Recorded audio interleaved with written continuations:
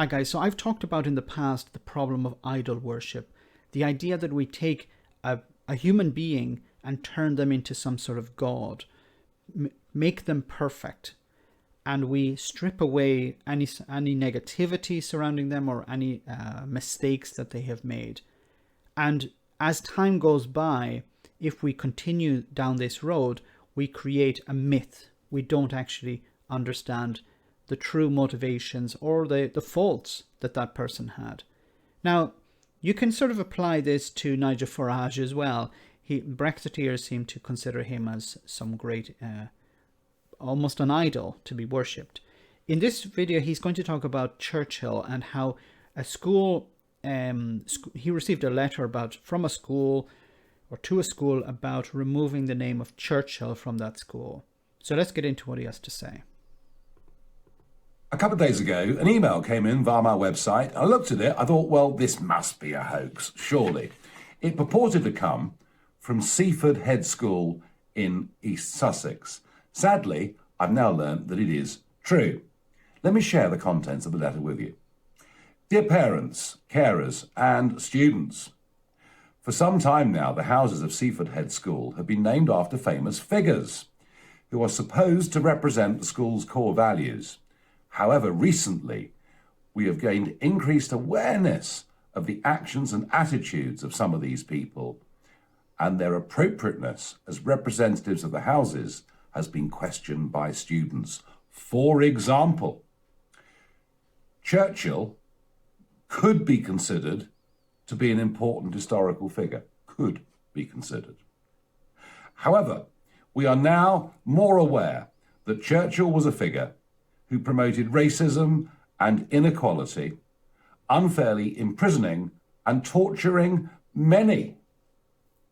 And they go on to say that prejudice must not be encouraged within their community, and therefore the name of Churchill is going to be removed from one of the houses at Seaford Head School. Now, this is signed by two of the sixth form students. They say they've consulted with the student body. They haven't consulted with the rest of the youngsters at that school. They haven't consulted with the parents, who often in these things don't seem to count for very much. I've no doubt, though, they have been encouraged by some of the teaching staff. Now, you have to remember, within fascism, there is a great hatred towards the intellectual. There is great hatred towards critical thinking. Now, I don't know the situation here. I don't know the motivations of the students. I don't know whether anything he has said is true, or whether what he's doing is he's taking things that are unrelated and putting them together into a nicely knitted together narrative. Nigel Farage has a habit of doing that, taking things that seem to be related, putting them together and presenting them as one entire story. Now, whether these things are true or not, I don't know. But it is a character trait of the far right to criticize the intelligentsia, to criticize critical thinking. We don't want people to ask questions. We don't want people to think, look, was Winston Churchill a great person? Was he the great person that the likes of Nigel Farage tell me he was? Can I come to my own conclusions to whether he was a great person or not? I don't agree. If the school is saying that Winston Churchill never did anything great, then I would disagree with that.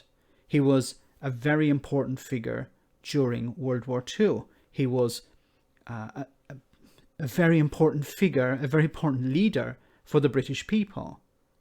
And he played a massively important role.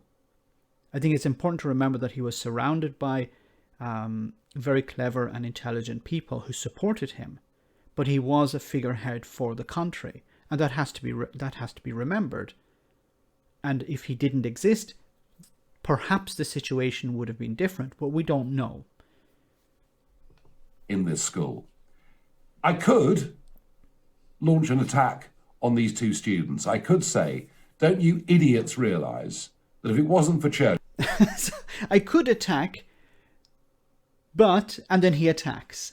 This is the sort of weaselly language of Nigel Farage. I could attack them. Now could you idiots? Churchill, Nazi Germany would have dominated Europe. You probably would have grown up speaking German and wouldn't even be... Isn't it a little bit ironic that Nigel Farage is talking about people speaking German? If you don't know what I'm talking about, you should actually look into Nigel Farage's family, who he's married to, and his children. They happen to have German passports. Isn't that ironic? Be able to have free speech and debate and to have your own opinions. But that, I think, wouldn't be fair. We must ask ourselves, why do we have young people who've got these very, very odd, warped views about somebody who actually saved the free world? No, nobody's saying that he did not save the free world. Although I think it's an exaggeration to say that Churchill himself saved the free world. He was a player in the battle to save the free world, but he was not the leader saving the world. Okay, many characters, many actors had parts to play there. He was one of them. He was a very important one. And it's important to acknowledge that. But he was a human, and he had defects. Somebody who, for his whole career, campaigned against anti-Semitism. Now, look, I think it's probably true that he spent his entire career campaigning against anti-Semitism. But I think it's also important to look at perhaps contradictions to that. Now, this is from the New York Times. This is from 2007, so it's not a new article. But it says here, Churchill took swipe at Jews in 1937 article. An article from 1937 under the name of Winston Churchill that blamed Jews for their own prosecution had ruffled a long-term view among Britons of their wartime leaders' pro-Jewish sentiments. Some experts on the history of British Jews dismissed the article, saying its existence has been well known and it had never been published because Churchill rejected the views of a ghostwriter who composed it. So there is this. So this is, was Churchill? Did he criticize the Jews? Did he blame them? I don't know. This is an article that says that he did. He later dismissed it. Now he may have dismissed it because it was not comfortable at the time. Perhaps he had views in the past and they changed. Whether this is true or not, I think it points to, let's say for the sake of argument, it was true. Does it mean that he was an anti-Semite? No, it does not. It means that he had an opinion and it changed, like everyone does. I think this is actually something, if this was true, it would actually be in favor of Churchill. This would actually paint him in a better light, because he was somebody who had a terrible view and it got better. It goes on to say the Cambridge University said over the weekend that the article had been unearthed by Richard Toy, a lecturer at Homerton College who had conducted research at the university's Churchill archive. Now, I don't know whether this is true. We may never know whether this is true. And this is not, I'm not bringing this up in order to undermine Churchill in any way. But I think if it were true, it would actually make him more human. Not that what he said was right. No, it was not. But it showed somebody who perhaps had terrible views and he got better. Isn't that something positive? And the reason is actually it's not the fault of these youngsters. It is our educational establishment through schools, and it's even worse at universities. So this is, once again, criticizing people who criticize a held belief. Who are promoting a hard left Marxist agenda. So once again, as I said, there is this, you're not allowed to criticize the idols. We have built up this idol, in this example with Winston Churchill, and you're not allowed to criticize it. Now, I'm sorry, Nigel, I'm going to have to criticize it. So this is actually from the BBC. And once again, I'll leave all the links to these articles in the description of the video. It says here, just one article, one aspect of Churchill. It says here, the Bengal famine. The War Cabinet ordered the build-up of a stockpile of wheat for feeding European civilians after they had been liberated. So 170,000 tons of Australian wheat bypassed starving India, destined not for consumption but for storage.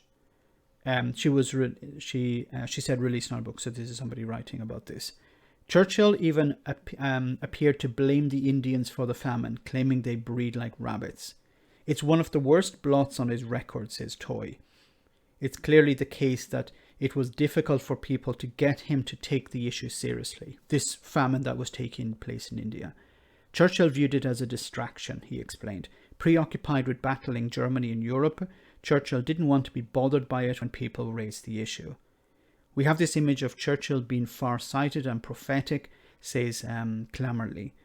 But what he does tragically in this case of the Bengal famine is showing absolutely zero advance since the Irish famine 100 years earlier. Now, there have been responses to this to say that he later did intervene, and if he hadn't, then the famine would have been much worse. But this once again shows that he was not a perfect individual. Another is from the book itself. It says here, when talking about India, Churchill, so when Butler argued that the Rai had just stood for Indian unity, Churchill replied, well, if our poor troops have to be kept in the sweltering syphilic climate for the sake of our precious unity, I'd rather see them have a civil war. In this sense, I'd rather have let the Indians fight among themselves instead of actually us remaining here. He also used terrible language like baboos and other such language that, of course, was typical of the time, but would be unacceptable today. And it is understandable in a sense why this school has looked at this information and said, look, we can't continue to have the image of Churchill held up on a pedestal. Whether this is right or not, I don't know. I think it's up to the students. I think there should be a consensus within the school. Let's have a clear, unbiased look at Churchill, understand what he did, let's look at what he did that was right, and let's look at what he did that was wrong. And on a balance, should we go forward and use his name? It's important that we stop listening to people like Nigel Farage and the far right who will say Churchill was a perfect individual. He never did anything wrong. Or when they are forced to say, they'd say, well, it was the context at the time, or we don't know how the trials or tribulations of the people of that period. We shouldn't use our lens, the lens of today, to look at the past. And there are some serious considerations for that, but I think at the end of the day, this school, who used the name Churchill, should be free to decide whether they want to keep that name or not. So we talked about a lot of things here. I'd like to know your comments in the comment section, guys. Let me know. As always, they're greatly appreciated. Thanks a lot. I want to say a big thank you to all of my patrons. You ensure that this channel continues to exist. I'm eternally grateful for all of your support. If you join Patreon, you will receive instant access to our Discord server, where we have both audio and video chats. You can chat with me and other patrons, where we discuss important and non-important issues. Becoming a patron per month costs about the same as a large coffee, so why not check it out?